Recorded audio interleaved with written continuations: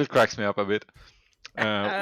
Welcome to the Nordic Takedown. I think this is episode 6. I am not sure, but I think so. Number 6. I think we can count as far as 6. I think so. Yeah.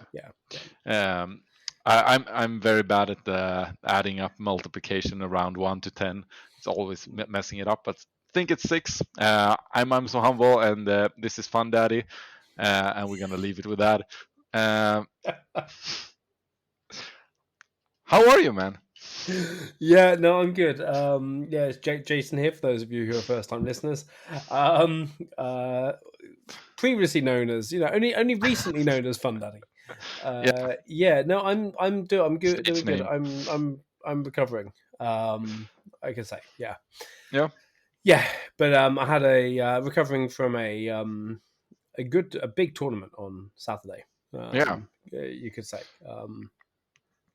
Yeah, you could say, yeah. A lot of fun. We're talking about the Manatorsk Cantina Brawl that they put on. Yeah, we were both there together with around 20 other people, it was a good time. But we will talk about that more later.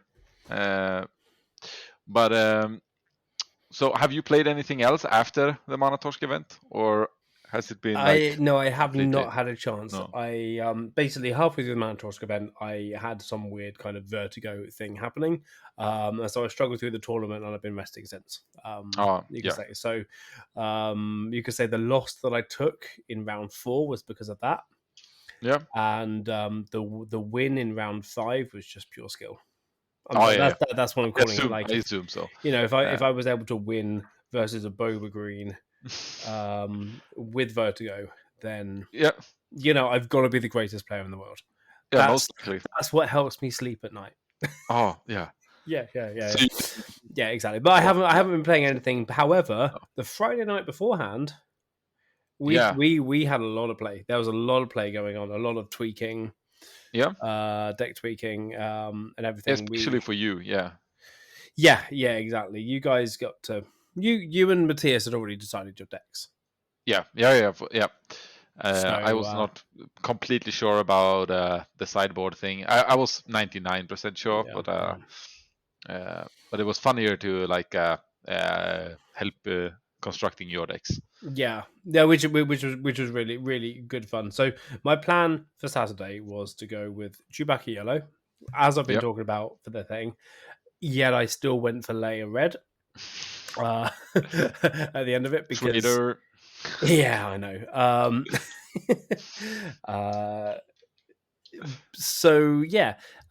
But we kind of just kept on trying to make it work against Boba, and I was just like, I'm not feeling confident right now. I'm not feeling confident. We did manage to get a win. Yeah, like it was a joint effort to get a win. The game, some cards. Yeah, the game took 55 minutes on its own. The one game, and we managed to get a win of just like blocking everything that he could possibly do, and just that was. Chopping away, yeah, exactly. And I was like, I'm not feeling confident of going in with this deck that we just. Your Spanish Luke Skywalker had to work real hard, harder than he should have to win a game. Yeah, exactly. But I'm still committed. I know I could have just gone green Chewie, and life would have been easier. But I'm committed to my deck. Yeah. So I went with a red layer, and you guys kind of helped me tweak it a little bit beforehand, and.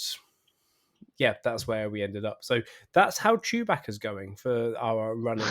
The Chewbacca got abandoned at the altar. Yeah. But if I manage to make it down tomorrow night to Manatorsk weekly play, and we're doing constructed, I will be taking Chewbacca there. That sounds good. Yeah. Trying to ask him back. Yeah, exactly. Because it's just a. I know, right? Yeah. I mean, you don't want to reject a Wookiee, right? Yeah. You shouldn't. Yeah, but so that's the Chewie update. That's the Chewie update. Well, let's dive straight in and talk about the competition, the tournament. It was let's do that, and we we take the more boring things afterwards. Yeah.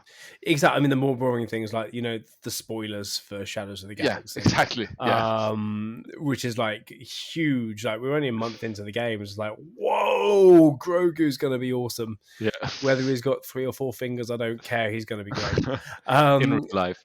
Yeah, exactly. We'll get on to Grogu Gate later on. However, we've got so much to talk about here. We're going to talk a little bit about our experience, the actual thing, and then we're going to look at like the top few decks and some of the decks that kind of really kind of stood out for us.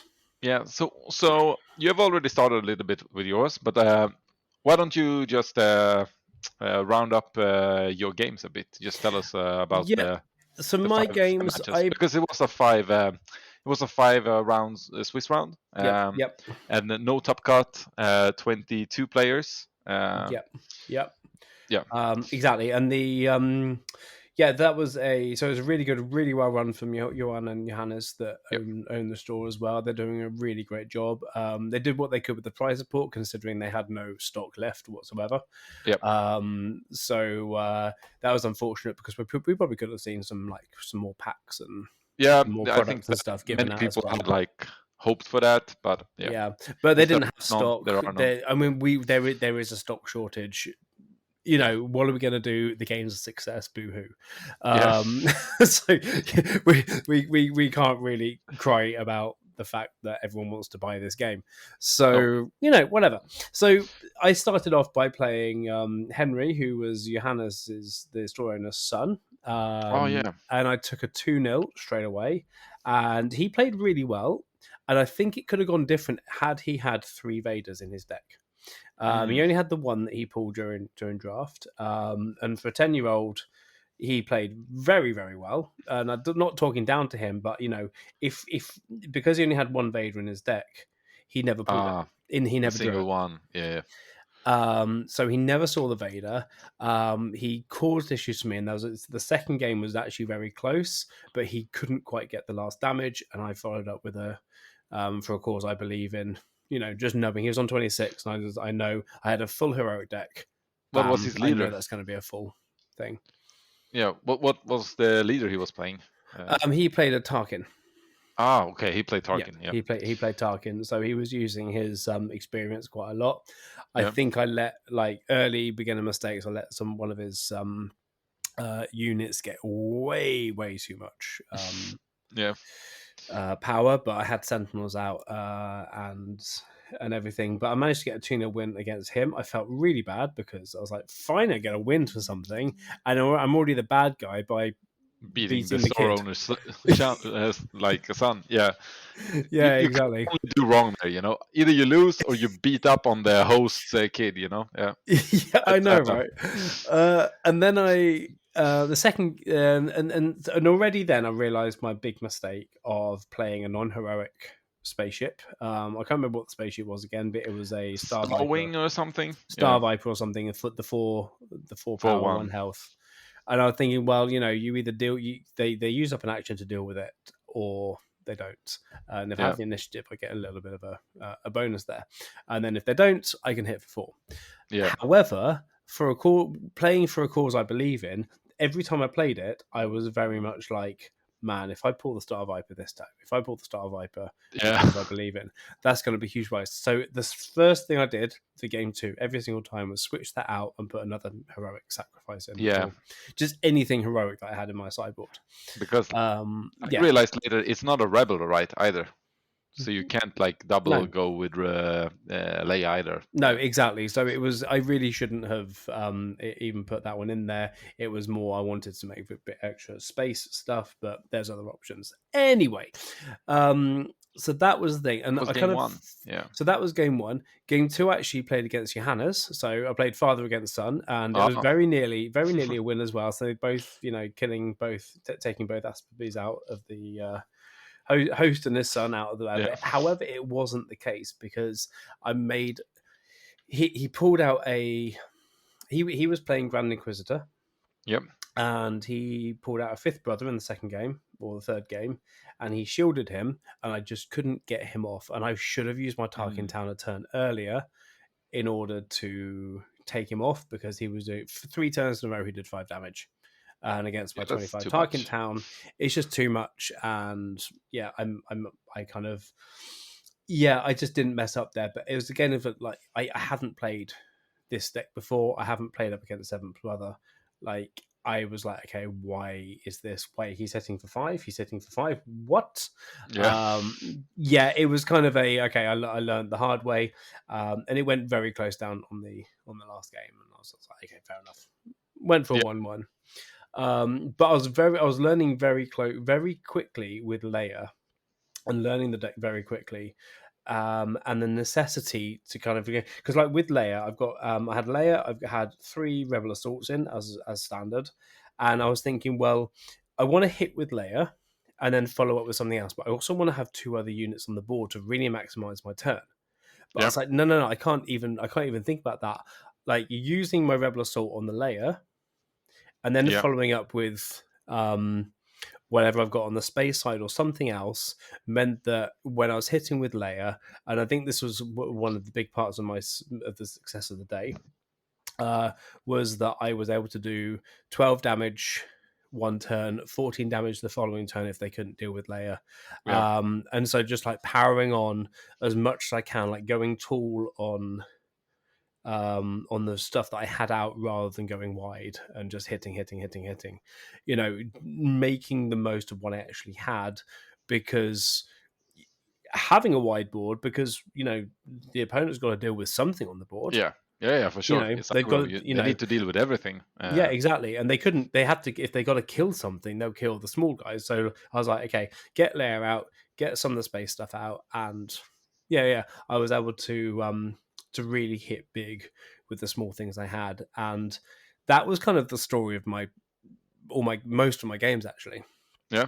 My third game was against Cassian Andor. I think we both played him.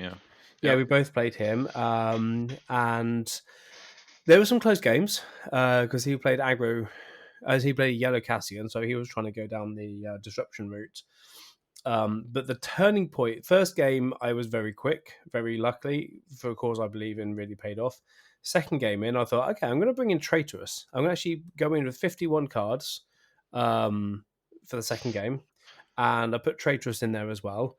And there was a key point where I took his Fighters for Freedom, swung the game, and he couldn't do anything about it. And so I took a 2-0 there as well. Pretty nice. Yeah, pretty nice. Fourth game, I played a mirror versus Leia, and that was when I was having my vertigo. The room was really warm. We're playing in a bank vault. I mean, playing at Manatorsk is amazing because you're playing in a bank vault, an old bank vault. Yeah. Space for 32 people. However, after a few hours of playing in a bank vault, oxygen, they had aircon, they had it up full, but oxygen still seemed to be used up quite quickly. Yeah. And so I was having this vertigo, and all I was thinking was, I need to get out of here. I need to get out of here. I need air. I need to get out of here. But I was like, no, I'm going to focus on. And I lost 2-1 in that game. And it was basically whoever had initiative won. Yeah. He rolled. He won the roll start, and it was whoever could build the biggest thing won.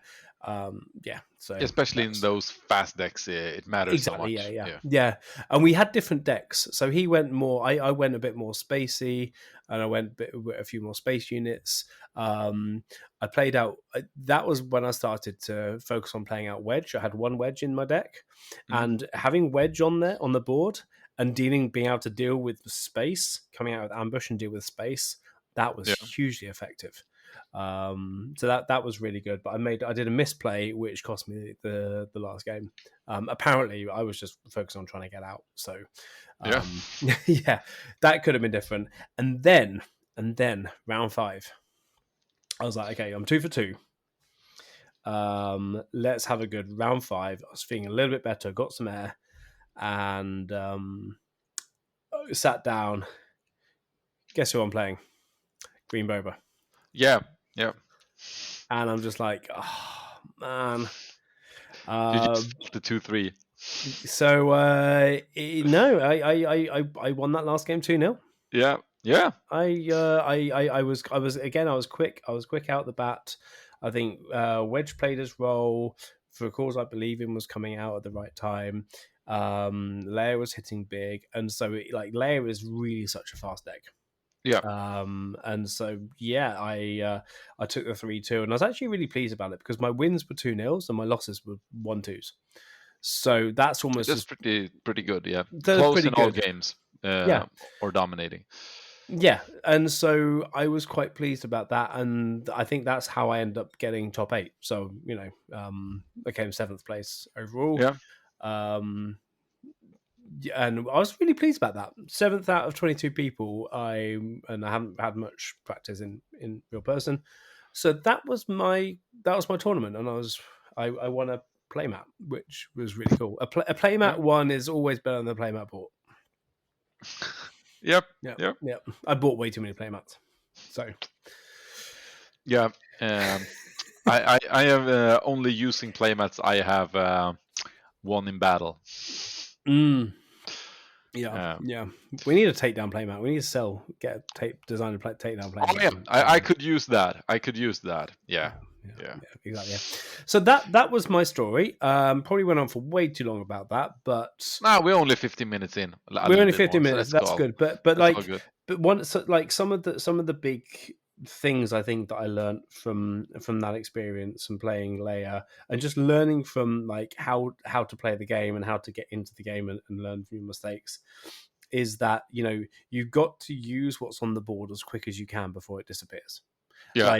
You might have the big combos that your deck is trying to set up, but if you're against decks, especially some vigilance decks that have got board removal and other stuff, your stuff can disappear very quickly. So don't spend too long setting everything else up. Like I say, I wanted to set up a big Rebel Assault move. Yeah. Hit Rebel Assault, then hit with Leia, etc. 4 hits and 2 goes. That's not going to work. Mostly not. Use as much as you possibly can on the board to just keep control of the board. And if you've got the board, then you're very, very rarely going to lose. Yeah, it's better gambling it's better to do 3 damage than gamble for a 4, and lose everything. Yeah. Or no, it's sometimes better to do if you can do 3 damage, get rid of 2 units and do 3 damage or just 1 damage to the base, than try and do 6 damage to the base and leave their board. Yeah. Open. Because then they have to do something about your units instead of hitting the board. Even if you think it's a useless unit, if you leave it there, it's going to do something. Yeah. So I was just like, you've got to have the board as much as you possibly can. And I think the games I lost was when I kept on going for base and leaving their board. Yeah. Doing skipping trades, so they get to choose the trades they wanted. Yeah, exactly. So, and I think that's the mistake I made by not taking out Jonas' 5th brother, for example, or focusing on that. I was like, well, he hasn't got Sentinel, so I might as well just keep hitting and hitting and hitting. Mm-hmm. And then suddenly he's put damage on him, and he's hitting harder than you. Exactly, damage on him, readying him and stuff like that. He goes, wow, that was a huge mistake. Yeah, so that's what I learned. I hope it might help some people. People might like, well, of course that's true, but there we go. How was your tournament? How did your games go? It was mostly good and some sadness as well. I brought the Boba Green. Nothing special with that one. I think I will not even post that list. It's so common. It's just a few cards here and there. But went well. I got to start in the deepest of the dungeon of the bank vault on I think it was the table 7 or something. It was in the corner with the worst air of the time. So it was for the people who are in the middle fighting. So I started there, and I got lucky. I got Leia, which is of the top decks, the best deck for Boba. It's not free win, but if played accordingly, and if you don't draw a crazy noob, it's it should be your win as a Boba player. Yep. And I I played Gekelund. I can't remember people's first name really. Yeah, Gustav, Just really nice yeah, guy from no, or Venice boy. yeah, exactly. He played Destiny before as well. So it was a pretty fast 2-0. Not much he could have done differently. No. It's just the matchup, and I played it pretty well. I had like no, I would say I didn't do many play mistakes. This what would you say, this tournament. So I started there. Then I went up against the Cassian that you were facing in game 3. I took him 2-1. He gave me a loss in the first in his the opening game. Like I didn't really get what the deck was doing first. Was it control? Was it aggro? And and after I realized like it's like, what would you say, the poor man's aggro? Why would you play aggro with Cassian when you can play with Leia or Sabine? I just rushed him. Like I just played it like any other aggro, and it was fine. Yeah. So going from that, I was 2-0, and then I got to play. Let's see. Oh yeah, and I got to play Palpatine. Palpatine was the one I got to play after that when I was 2-0. Because funny thing with the Cassian game was that I got rewarded by winning by getting to stay in the worst place of the room. Because we went, I think we did 2 games and then we got to eat, if I remember. Yeah. And it's such a headache after playing those 2 games. Like I was at the restaurant, I think I drank like 6 or 7 glasses of water. I was still not fully back in my head for game 3. But he was playing Palpatine. His name was Adam. I remember that because my name is Adam. It's a decent name. It's a decent name, yeah. Some would say it's the first name. First person ever was called Adam. So, yeah. How bad could that be? So some people were arguing that Palpatine is a bad matchup for Boba Fett because of the control and the power to take over the game later. For me, I know that Palpatine deck. It's For me, I've always felt like Palpatine is a little bit too slow for Boba, and Boba is for sure favored in my opinion. I did win 2-0. The last game was the closest, like the game 2. I had him at like 1 from lethal. I claimed or took initiative, and I top decked the what shoot first? No, surprise strike. Yeah. I could top deck either or and win the game, and I took that one and won. Nice. Not saying that I wouldn't have won anyway, but that was like defining. You never know. Otherwise, with a control, they drop down a walker and you lose. So that was the game number 3. That Palpatine is a good deck. It's Adam's a local player, so as well. So I was playing against that quite a few times last week with my yellow Chewie, and it's one of the decks where he kind of, the only space units he has is 2 Avengers. And everything he goes full on ground, and then just tries to control the board. Yeah, I utilized his lack of space a lot. Yeah, exactly. But he's very aware of that, and he tries to control and uses vigilance side to kind of keep control of the board as well. But he's got his thing, so it's a tough deck to place. But I think again, like if we're going Boba and if you've got space stuff, then you've got more chance to. Yeah, I think Boba is favored in the matchup as a. Yeah. And some people don't. I think it is. And I. What was I'm gonna say? It was not like, it wasn't super hard. The first game was quite easy. Second game, it was on a surprise strike. Top deck. Not saying that I wouldn't have won, but you were able to get the edge.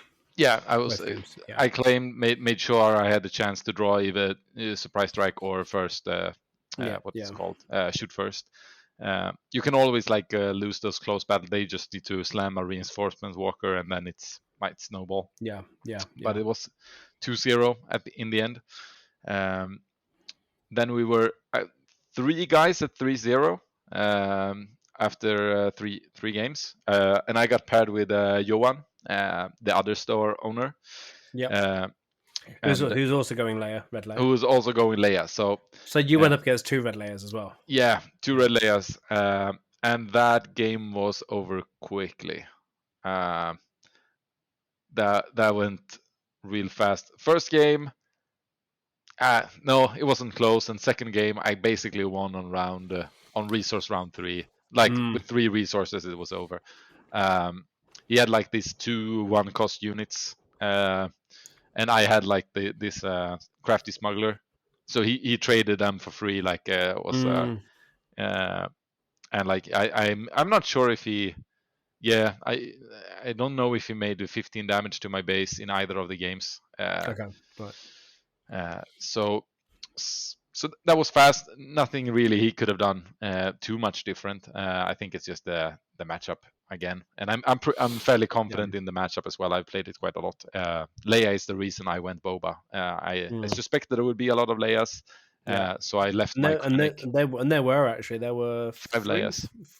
5. Yeah, 4 Leia red, and 1 yellow. Yeah, which was interesting deck list. That was another local player that played the yellow one, and I'm interested to see what how that plays different.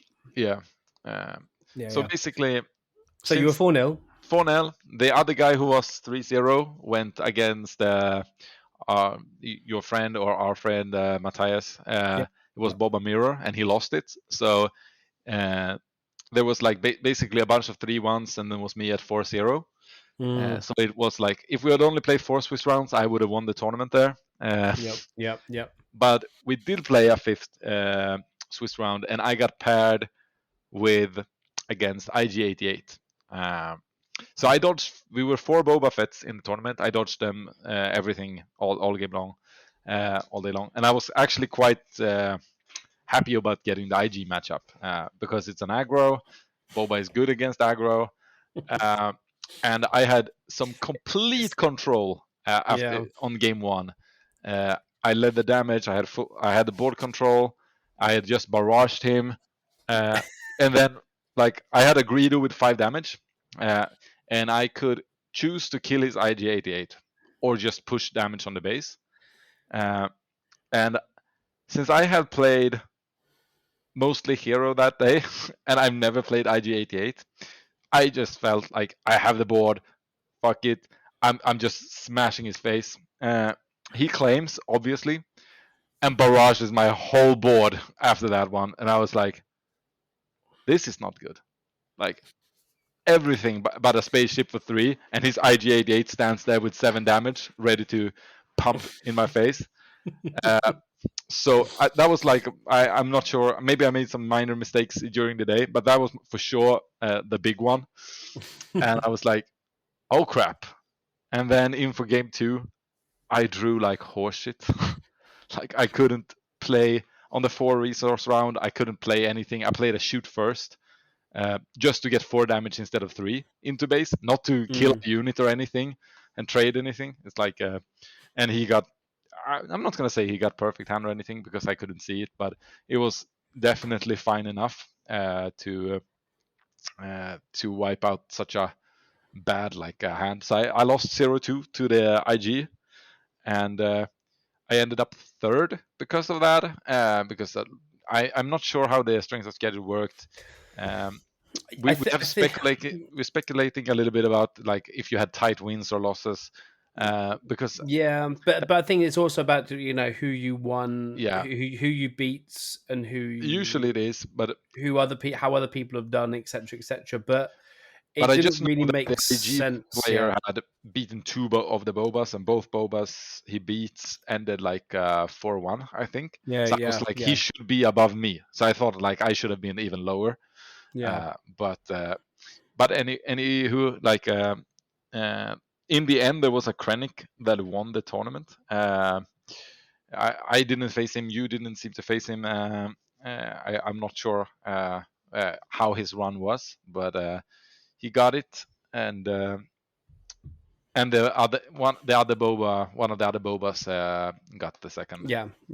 I mean, I was chatting to Johan who came first earlier with the Krennic, and he actually lost his first game. So he had a 0-2 loss in his first game, and then he won versus Cassian. Then he won 2-0 versus Tarkin, 2-0 versus Grand Inquisitor, 2-1 versus Han Solo, and 2-0 versus Tarkin, the other Tarkin. Yeah. And so it can't just be relying on that, because normally if you lose first, you are facing the first game, you're facing, like, he should have faced worse players than me all game, because I won my first 4 and he lost the 4. So it'll be interesting to find out, and we'll maybe try and find out for next episode, what their tie-breaking situation is. Tie-breaking system is as well. But I mean, it's safe to say that maybe all 5 of you won, but they went with the system with the prizing as well. What else could they do? They were playing themselves, and so it's not like they could, they had their own system. Shalom may have done it differently, but we'll never know. However, so the top, we had Krennic that was in that went up there. Was it 3 bobas and an IG-88? I think so. Yeah, I think that was the 4 ones. Yeah. And then 6th, 7th, and 8th. There were 2 layers, 7th and 8th. So me and Gustav. And my brother was also there, so I think all 3 of you were there. All three were layers. Yeah.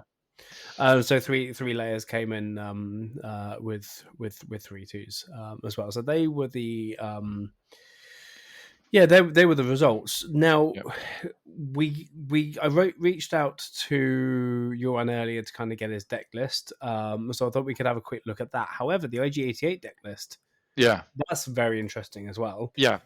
I think that's the big surprise of the tournament. Exactly. Which is not. I like IG-88. I think it's more the heroic side in the Mandalorian, but but he is the big surprise. Like, I think anyone who was faced of him in the beginning was like, okay, IG, I should win, and then they got blown out of the water. Yeah.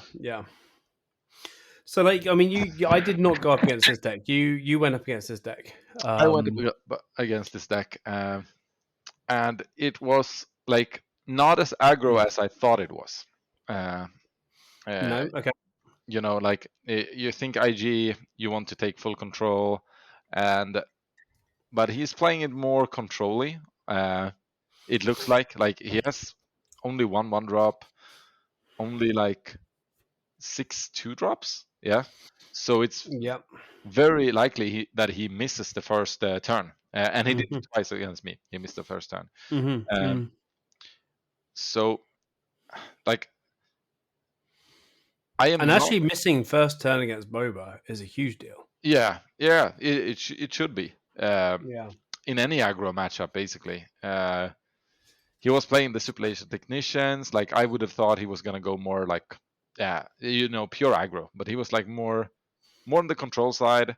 He has the Vaders, he has the Palpatines, he has the Ruthless Raider.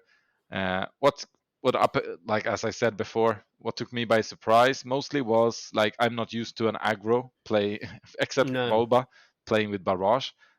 Now I actually realized afterwards he was not that aggro, so if I had known that, I would probably have played a little bit differently. Like, then I would have been more like afraid of certain things. Obviously, he plays EZL, and then he has the Vader Palpatine to close it out. The Ruthless Raider is a really good ship, in my opinion, if you can fit it in. Yep. And then he has some, some control stuff with open fire and force choke, and then he plays the full ramp. So for me, it was like sort of playing against Boba without Boba, Yeah. But with red cards, instead of yellow. So I wouldn't say it's the best deck in the world, but like it was surprising, and I don't think anyone when they started playing him knew what he had, Yeah. And I think that's what made it work, Yeah. And it's paired with green. Of course it's going to work. Yeah. It's paired with green, and you have Yeah. barrage. Yeah.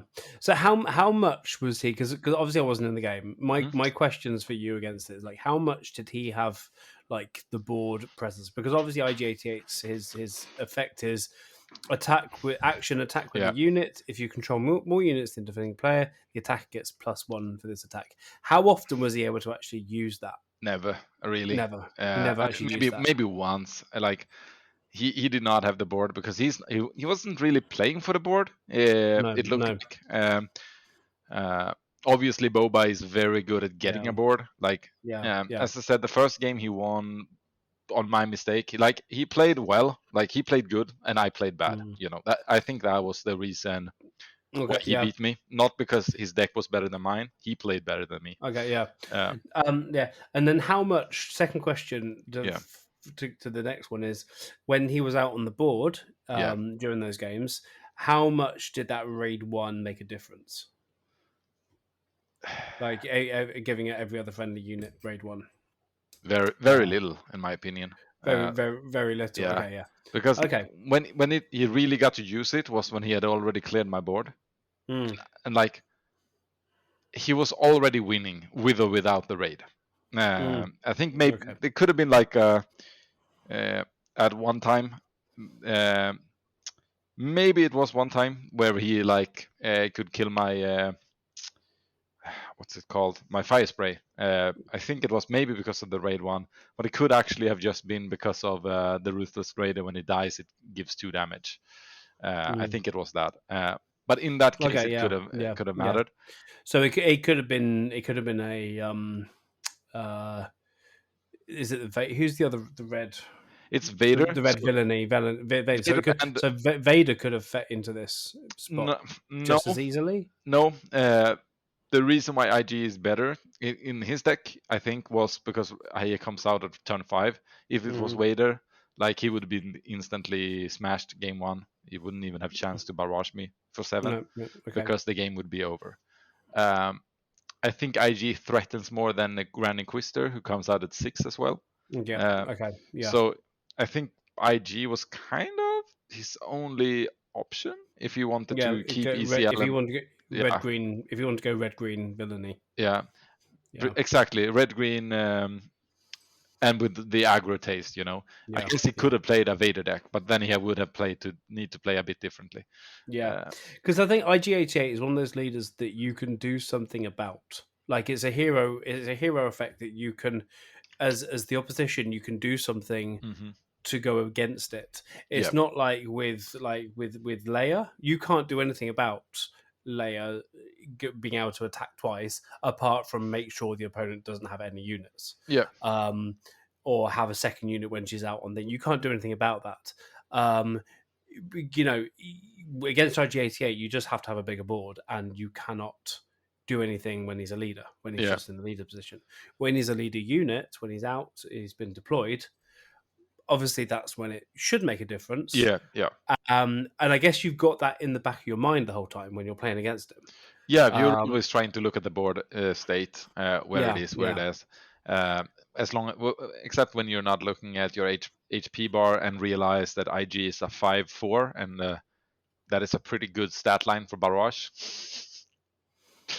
Like he is a pretty good leader for barrage. Like he is a 7. The problem with him is that he's very easily killed. For HP, a lot of units can kill him right on when he arrives on the board. But I think, like as I said, like it was more the player and than the deck. Even though I find the deck funny. And that actually gives more cred to the player. I think. That it was Caleb. For those of you who were there, it was Caleb that was playing it. So I don't know in that. I met him first time on Saturday as well, but clearly a very good player. Yeah, he actually beat another Boba as well during the day.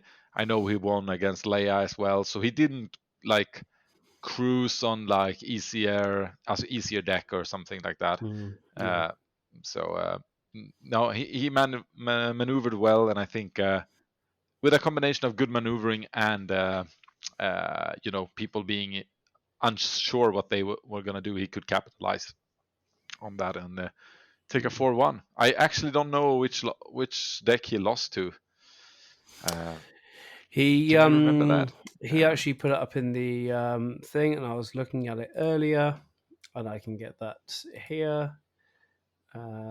He lost against. Was it against? He lost against Boba Green. He lost against Boba Green. Okay, so He played Boba three Bobas. He won 2-1 in the first round. Yeah. He beat Leia Red 2-1. He lost versus a Boba Green. I'm not sure which one. He beat Palpatine Blue 2-0, and then he beat you 2-0. Yeah.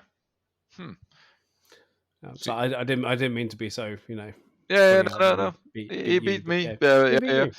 He took my first prize and gave it to someone else, not himself. I mean, this was only the Cantina Brawl. We've got a store showdown coming up. In May sometime.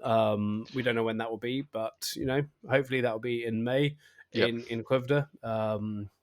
A proper full-on short store showdown with the full pricing coming from FFG, which means that will be the nice foiled Mace Windows that everyone wants. Yeah, and did you see that there is like the different versions? It's the Mace Window top 8, top 4, finalist, and winner. So if you win, you get 4 versions. Oh, you get 4? Yeah. I didn't know. I thought you only got the 1, but okay, you get all 4. So if nice. you get top 8, you get 1. If you get top 4, you get top 8 and top 4. If you get to the final, you get the finalist one, you get top 4 and you get top 8s. And if you win, you get champion. Yeah, exactly. So you get all of them. So all you have to do is get to the final and you get a playset. Simple. Yeah. That is actually pretty good. Like yeah. Mace Window's gonna drop in value.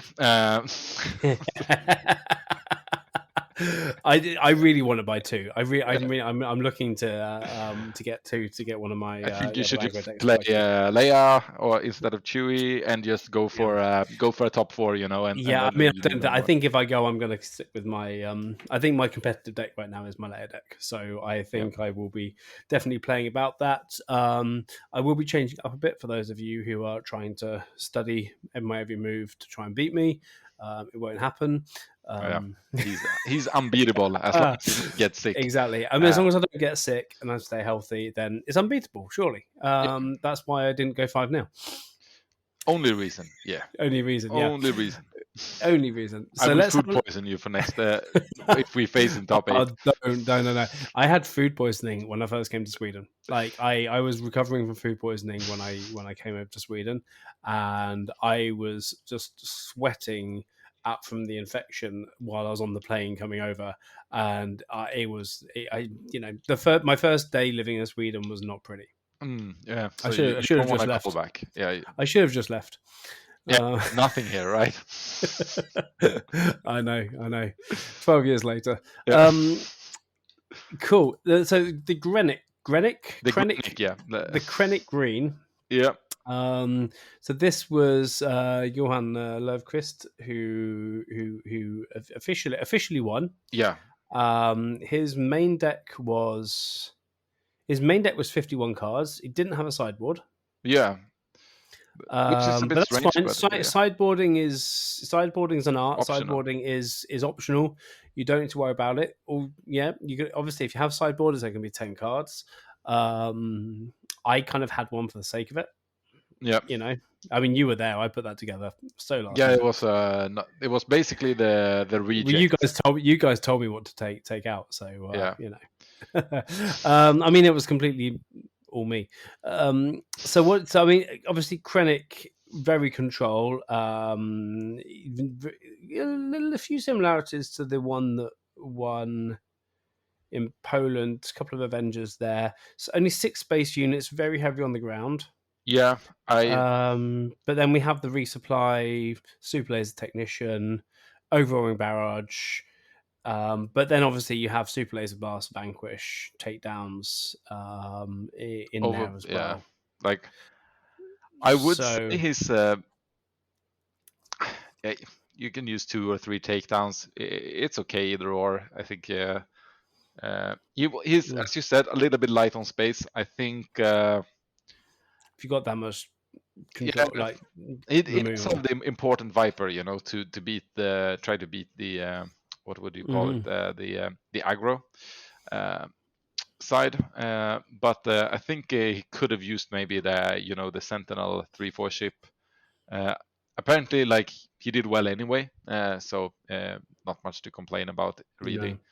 I do wonder how much value he got from the Academy Defense Walker, given experience tokens to each friendly damaged unit. Like, since it was such an aggro event, like, how many units did he actually have, like, damaged and alive when he put down the walker? Because it's something I feel like looks in theory nice with Krennic, but not like necessarily in practice, No. Otherwise, it's quite standard. General Tage is like he has that as a one-off. So like I've never seen him in the deck before, but like it's a one-off. Maybe he likes the potential to give like the experience tokens. Yeah, exactly. I'm just looking at that. Yeah, yeah. General Tiger. Yeah. I guess now when I'm really looking at it, the most impressive thing is that he played without Vaders. Obviously, I think it's because he didn't have them, not because he thought Vader was bad. So 2 Count Dooku's was the like. I mean, the Dooku's are they're pretty good too, like good substitute. They're good Very enough. good substitute. Yeah. Especially against aggro. No, exactly. Then you don't need the 7 drops. I mean, I'm kind of in that boat as well. Like I think I said in the last episode, like I'm avoiding villainy green because I don't have I don't have any Darth Vader units. So like I feel that anything villainy green that I would create, I wouldn't be able to play with anyway in real life. Yeah. So why bother? Yeah. Because Vader's that big a card is like, why you wouldn't play. You wouldn't not play Overwhelming Barrage if you didn't go villainy green. Yeah. It's these cards that will always be in those decks, if you can, unless you don't have space for it. Yeah. But when wouldn't you have space for it? Wouldn't you have space for Vader? It's only if you play Mega Aggro. But even like in Mega Aggro, you need some late, like the last push card, and that would still be Vader. Yeah, exactly. If you were green, no. I mean, because you just get so much value from it. It's kind of so. I'm hoping from Shadows of the Galaxy set 2. That we're going to get some counters for that. We're going to get some stuff so that there isn't so much focus on if you want to go villainy, you have to have Vaders. Yeah. I really want them to give something to Hero Blue. Like there is like I kind of want and kind of don't want. I have 0 Luke Skywalkers, so like I would be either in the market to get them or like having to face OP stuff myself. Which is not fun. I have 2.5. The half being the Spanish one. It's still is awesome. That's fine, So you want blue to have something good. So do you mean like Grogu?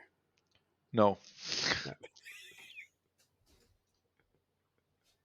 No, that's not it. That's not the blue big card you want. No. I find it funny that Grogu is yellow, white, and the Mandalorian is blue, white. It feels should be opposite. Mandalorian's yellow and Grogu's blue.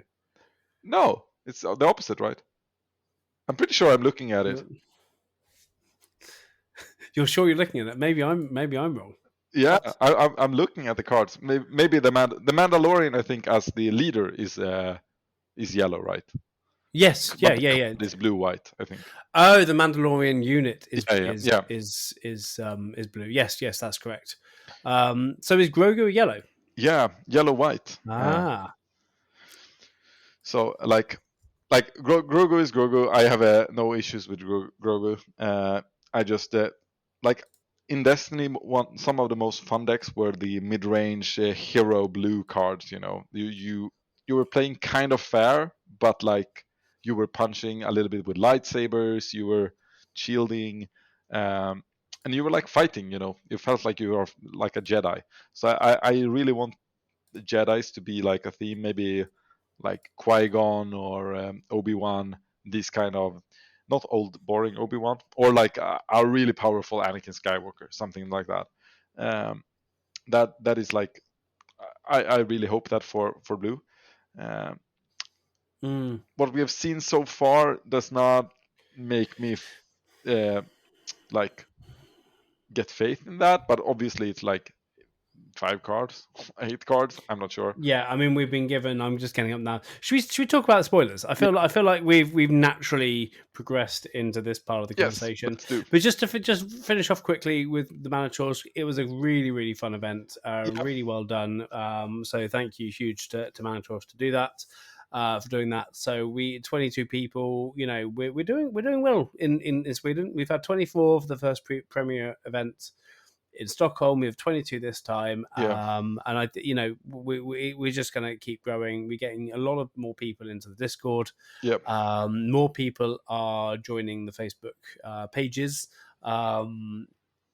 In some way or another, and so the game is growing in Sweden. So this is a really really good thing as well. Stock is short, but it's coming. It's coming. I guess that is the only issue. Like the shortage of the stock, like people having trouble getting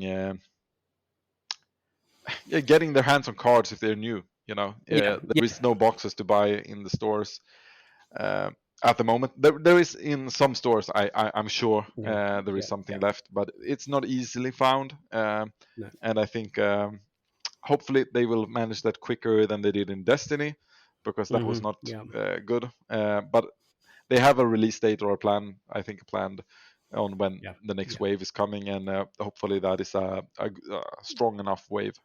Yeah, exactly. And I've been told that the game shops are getting priority on stock over like other websites and things like Webhallen and places like that. That they're getting priority, which is a good thing.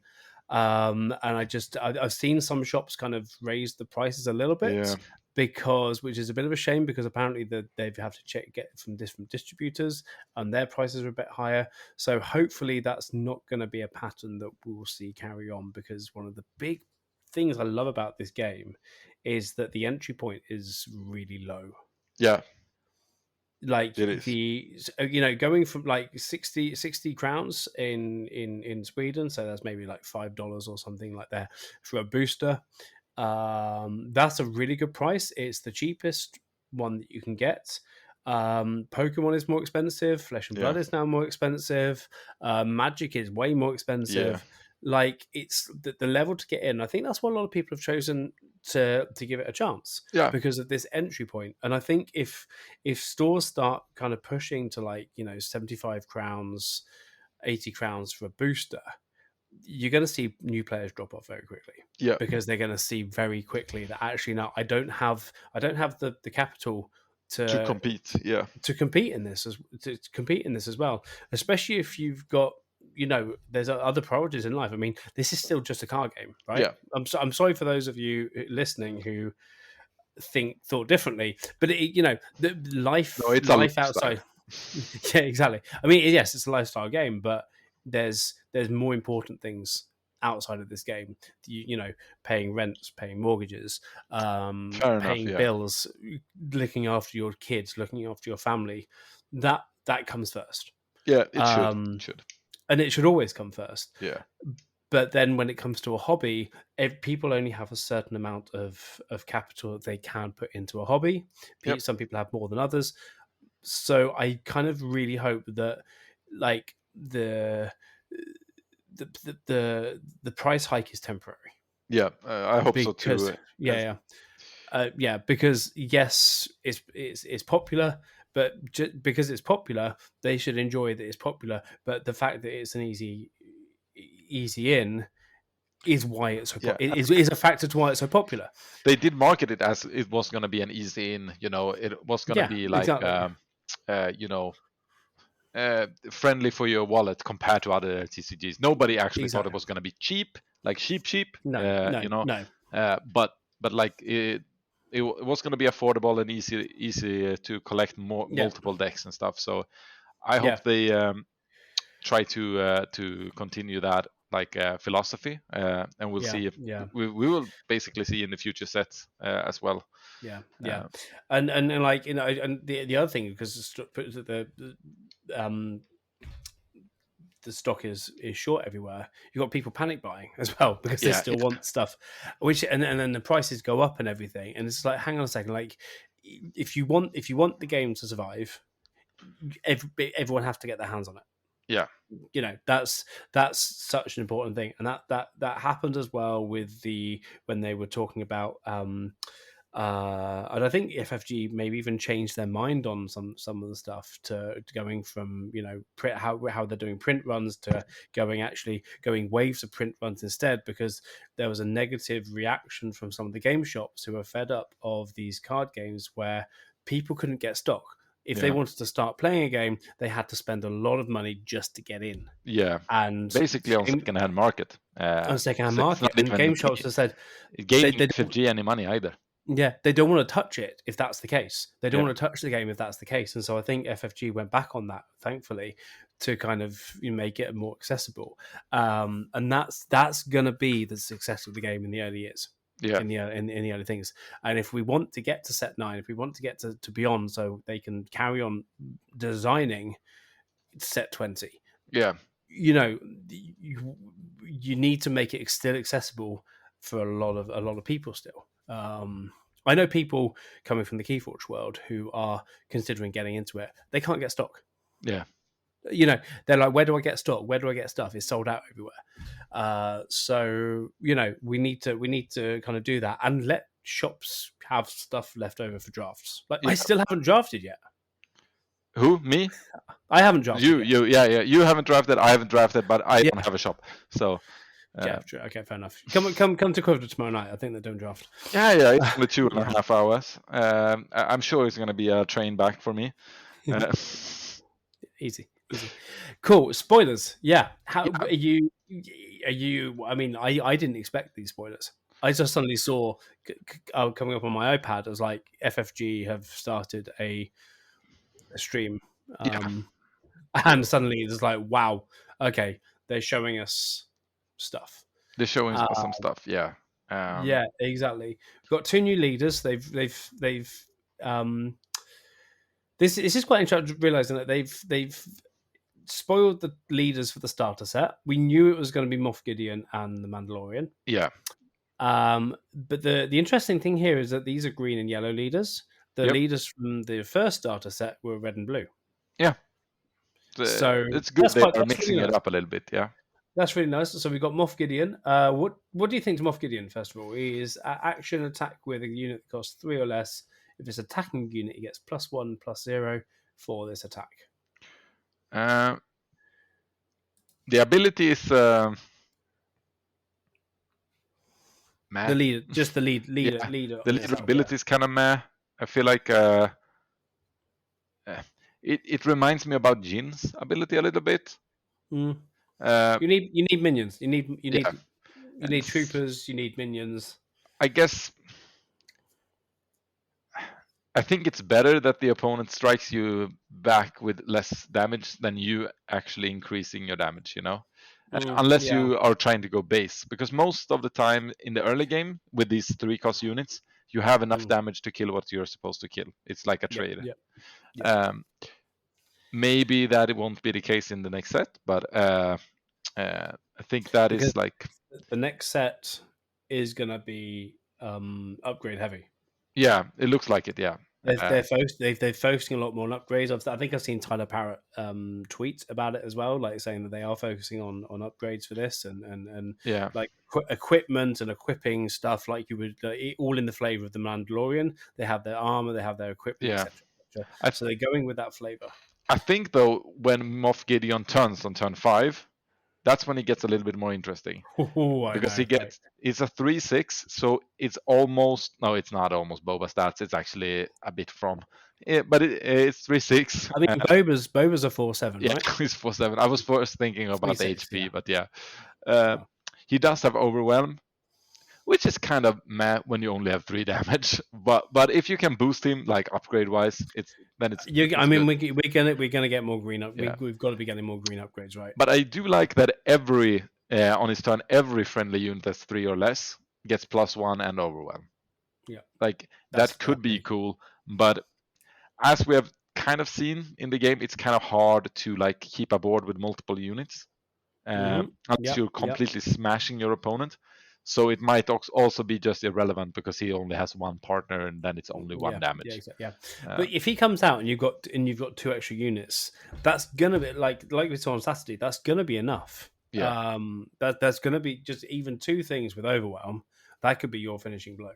Yeah. And he comes out at 5. Yeah. Yep.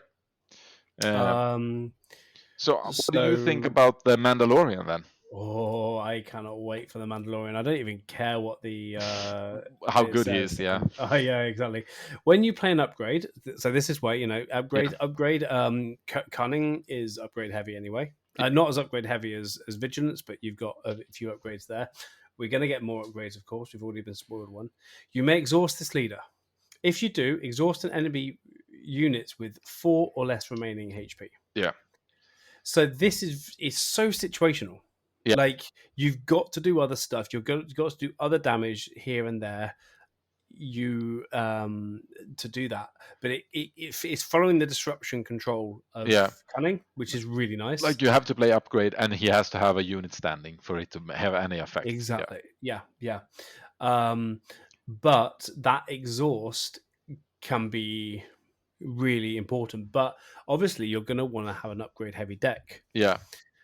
So that's going to be interesting to see what upgrades, what stuff we're going to get here. And I like Mando. I think I really want this to work. But it's going to have to be a very skillful deck. And I think like upgrades they have to like curve correction on the upgrades. They have to be power creeped quite a bit to be that useful. So I do like. It makes sense that their starter deck heroes won't be the best ones. No. Kind of makes sense. But like he's so situational. Like when he flips, it's when you play an upgrade, you may exhaust an enemy unit with 6 or less remaining HP. That could be like real crucial. It's crucial, but like if you don't have upgrades on hand, like he does nothing. He's like he's a Boba without an effect that comes out a turn later. If you don't have this, so I mean, if it's going to work, you have to build the deck around this. And how much does that cost? Compared to other things, that is going to be interesting to see. Yeah, exactly. Impossible, really, to predict. Because but then this is going to be interesting here as well, because if we look first at Wanted, which is the upgrade that has been spoiled so far. Obviously it's a Cunning upgrade. Attached unit gains bounty. So this is a new keyword that's come in. Ready 2 friendly resources. And I'm so happy about this because finally Heroic could be able to do the Boba, could be able to ready the resources. The really popular Boba effect isn't going to be limited to just Boba. And I'm really happy about that. So the bounty thing, giving something bounty means get ready 2 friendly resources, which means you're going to get a whole load more out the stuff, which means and it's a 0 cost as well, because it has like when this unit is defeated or captured, its opponents collect its bounty. Yeah, exactly. So that's really, really important. The other thing that was spoiled here as well was Grogu. Yep. A 4-fingered Grogu. I don't know. Maybe a questionable design choices on cards in this game. I thought so. We're just gonna let it slide. let's just let it slide. Like Mace Windu's lightsaber is upside down. He's done some adaptations to it. It's a surprise. Hopefully, Mace Windu understood that happened before he turned it on. Otherwise, he would, Die. cut his leg off. Yeah. However, it happens. Okay, let's enjoy the card. 2 cost, cunning, heroic, 0 power. Yep. 5 health. Action: exhaust an enemy unit. Like, I love this, and I also like, what other use is it going to be? I think like it's in takedown range. Yeah, like but if you play a 2-cost unit and it gets takedown, you won that trade. Like 2 resources, like that is fine. Yeah. I think it's more. I think it's actually a solid unit. He's going to be designed. He's designed to be upgraded. There's going to be some upgrades on it. Give him a lightsaber. Yeah, he's designed for that, and like also like exhaust an enemy unit. It's any enemy unit, so you kind of, if you can have like momentum, you just exhaust. He's going to be great in the control decks. That is my exactly. He's useless if you want to have some tempo. Boba will not use him, for example. Chewbacca will use him. Chewbacca will use it. Because he's on the hero side, he cannot be on Thrawn. I think Thrawn would have liked that card. For example, I think probably then Han Solo might have liked it. Yeah. Man, Thrawn carrying around Grogu. Yeah, wouldn't that be cute? That's cute. That's cute. Basically, I think Thrawn would be a good Grogu daddy. Yeah. Should we move to the legendary unit before we close this, right? We do. Before we do that, there's one more. Staying on the conversation of upgrades, we have the Mandalorian's rifle. Okay, yeah, of course, we need to talk about that. Yeah. We do need to talk about that. Obviously, we should talk about the Mandalorian first, but this one, we're staying on the upgrades. Let's go with it. Attached to a non-vehicle unit, this is a 3-cost heroic. Yeah. When played, if the attached unit is the Mandalorian, he captures an exhausted enemy non-leader unit. This is a +3/+0 there as well. So I'm totally going to be giving this to Grogu, just because. But however, obviously you put it on there, but he captures. Yeah, so that's a new thing. I mean, this isn't Keyforge, man. No, but capturing is basically, which is nice because obviously you have some decks that can take stuff out and recursion coming out of discard as well. So you're basically holding this unit, and if you can keep it, then like it's basically like a treacherous, but a treacherous that you can't use. Yeah, exactly. Yeah. Great, right? But it's only 3. Also, like I think it's going to be paired with like you are putting like bounties on opponents, and you want to capture them. Like there's going to be that. Yes. So it's going to be like a combo. Like it's going to be some combo stuff with the upgrades and bounties. We'll see if they will hit the viable threshold, for competitive, or it's going to be more of meme decks, I mean, I do hope it is, because I think that's a big central point of this set, that actually that you're going to have to be a bit clever. You're not just going to get aggro. Aggro is going to could be still viable, but control and cunning is going to get a few more tools, which is so good to see. Yeah. But let's talk about the legendary. Yeah, the Mandalorian. Yes, Mando unit. Go for it. He is basically like a 6-cost hero. Heroism, vigilance.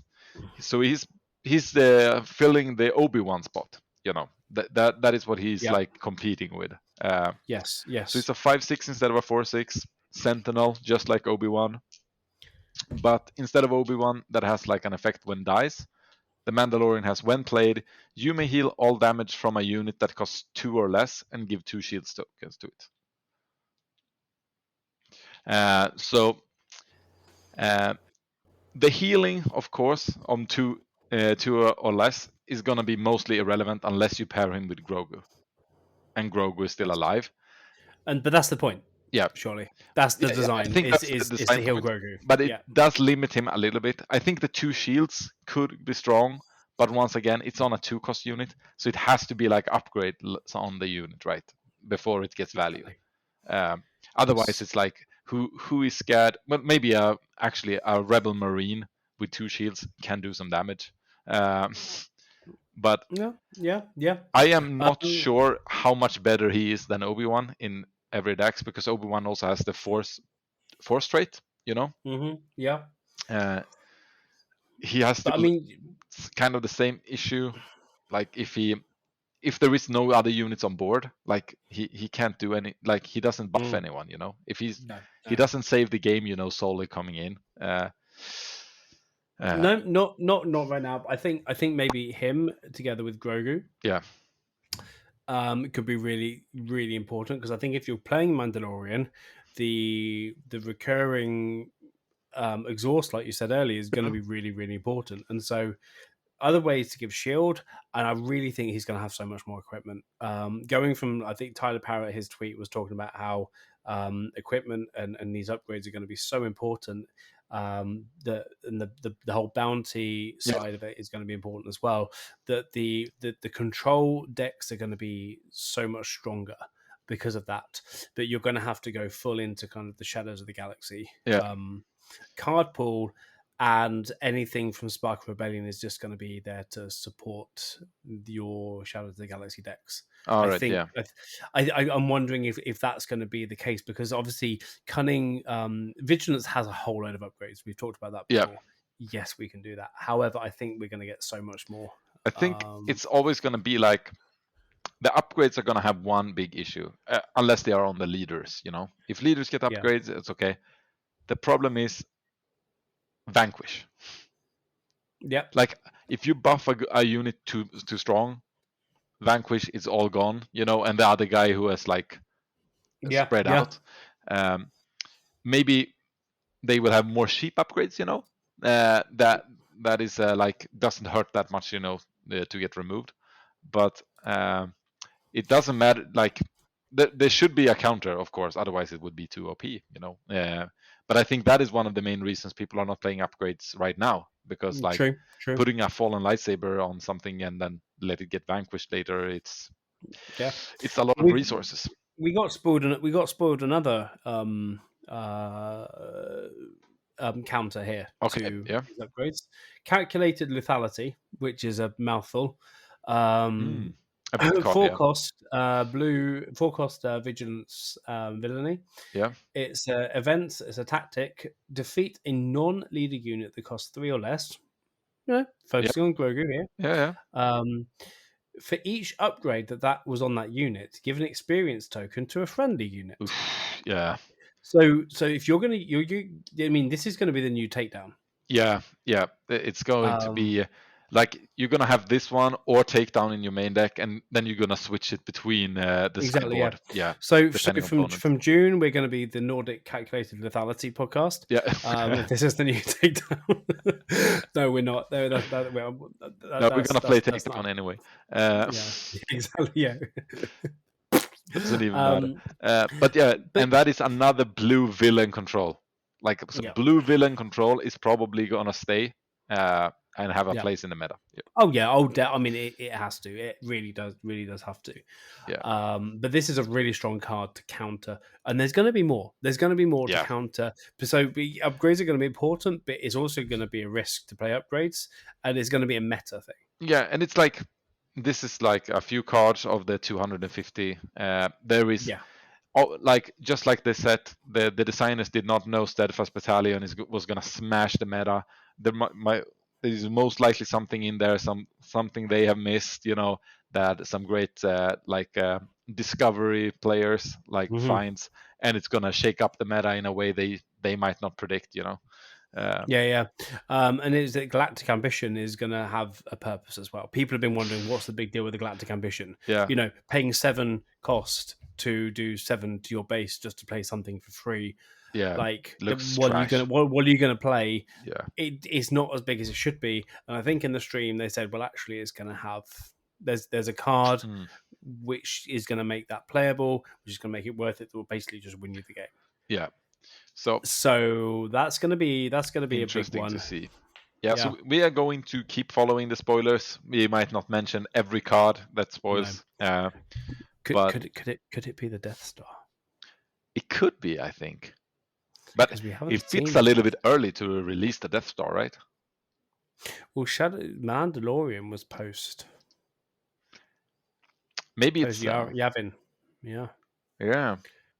Was after the fall of the Empire. Yeah. So I'm just saying, I'm just speculating. Yeah, obviously they're gonna use more cards than you heard it here first. Nordic Takedown podcast. I know that they wanted it to be in the first set, So it's they wanted the card, this certain card, to be in the first set. So it's probably gonna be themed from the 456 movie, Rebels Against the Empire. So it could definitely be the Death Star. The Death Star. Like so you hear it here first. If no one else has speculated, we've done it first. It's the Death Star. It's the Death Star. Sorry, FFG.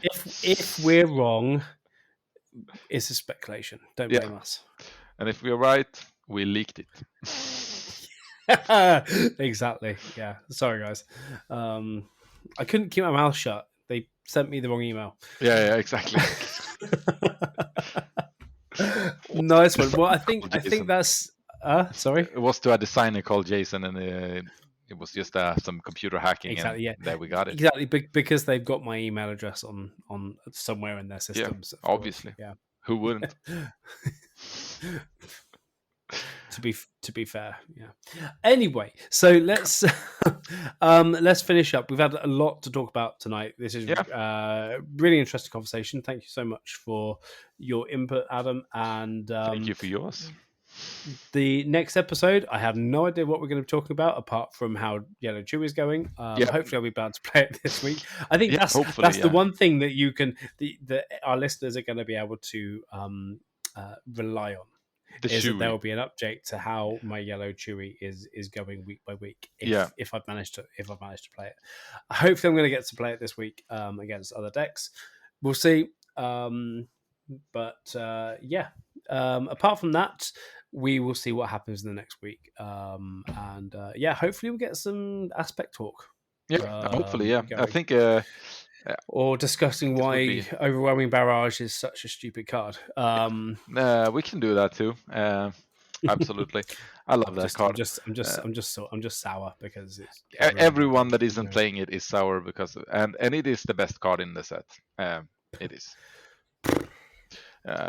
So before we leave it on too sad of a note, because we are not having Sad Daddy here. It's not his name. I think we should wrap it up. The episode 6, probably our longest so far. But it's been nice. Too much to talk about. Thank you for hosting today, Jason, and see you all next time. And may the force be with you. May the force be with you. Bye bye.